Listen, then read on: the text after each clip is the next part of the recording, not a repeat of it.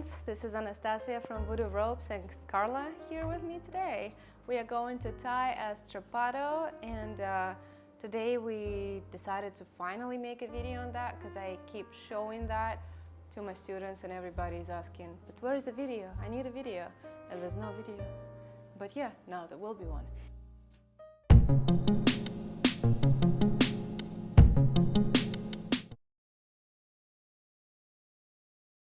Strappado is a beautiful tie with a lot of options, and today we're going to be looking at this one.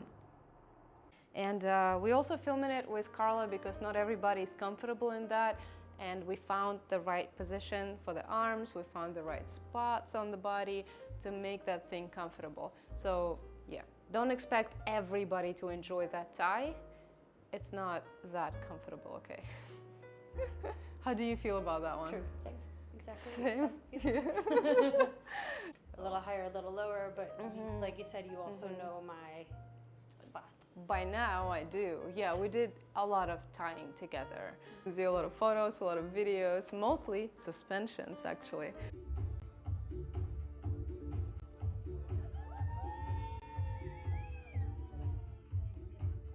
Yeah. All right, so then just when you are tying, please make sure that your model is talking to you, and they need to tell you if they're comfortable or not, if the placement is right or not, like the tension, the pressure, all of those things. You need to communicate with your model while you do that. And this is not a beginner's tie. So if you are in the beginning of your shibari journey, you can try, but it might get a little bit difficult because you need to tie with 4 lines at once and keep them all nice and clean.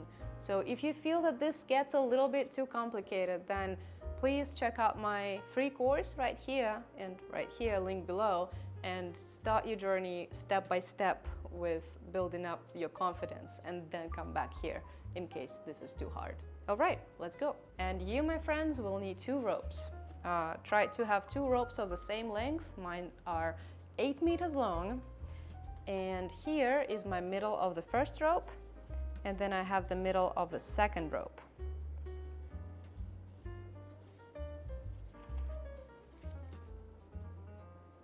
And I put those middles together and I wear them on my model as a backpack. So now I go on the neck like this from here, and then I go behind the arms here.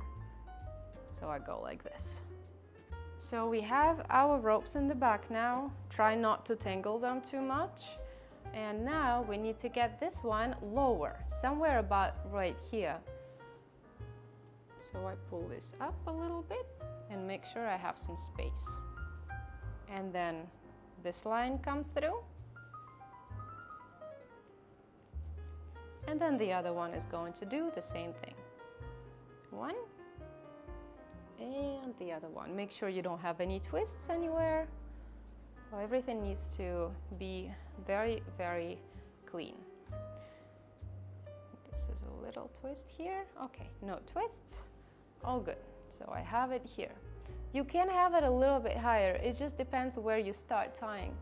So again, tying these types of ties with hands in the back, always make sure that you place your rope nicely. Everybody is different and everybody feels things differently too.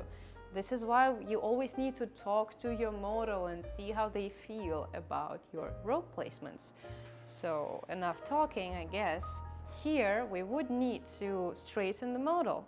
So you come up to them and you actually help them straighten their back and put the hands in the back like this. And then check that this is the like furthest that they can go. Because if they show you something like this, and then suddenly they're like somewhere in the end of your tie, they go like this, then the whole work that you've done is going to fall down. This is why we want to make sure that they are the straightest right now that they can make their back. Okay, so we're here, and I'm going to place my ropes right here.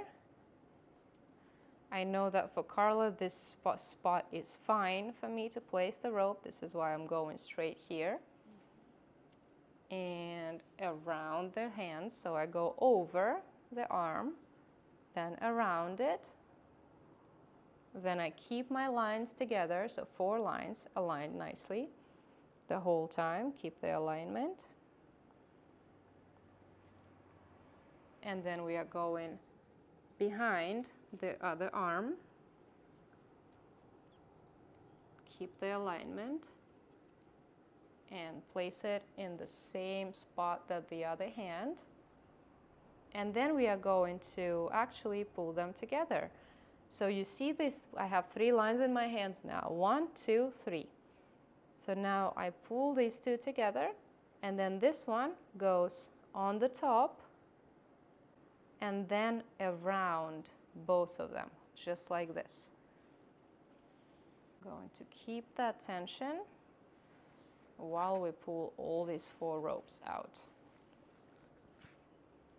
So this is our first friction here, and then I'm going to put this up and down.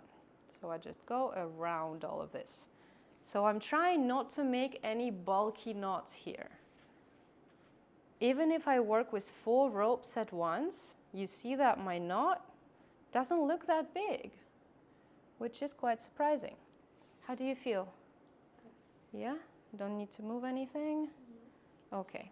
So from here, I'm gonna go for more. So you can go for 1, 2, 3, 4, 5, whatever you want, as much as like, depending on how long your model's arms are and how much rope you have. Here, if I wrapped around this side, then I'm not gonna go to this side, because then I'm gonna open my knot. I'm gonna go and close the knot, so I'm going this way.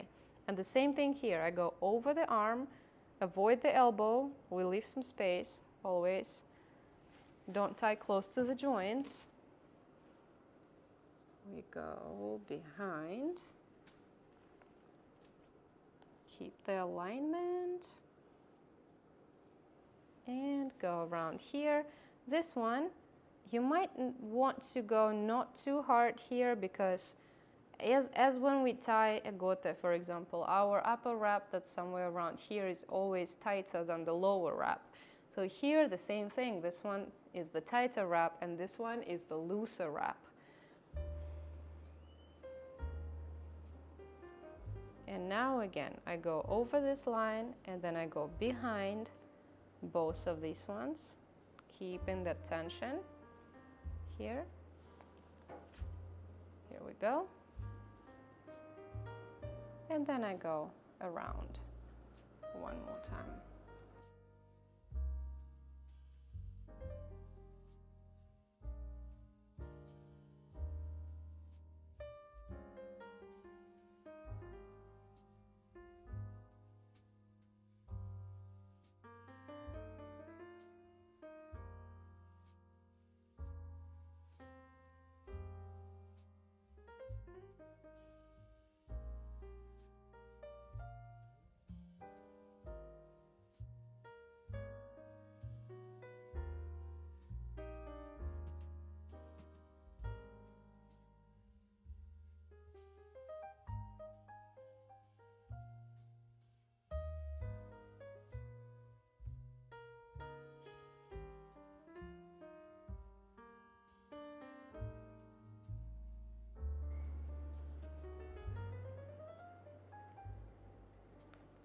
Okay, now this is hidden enough, I think.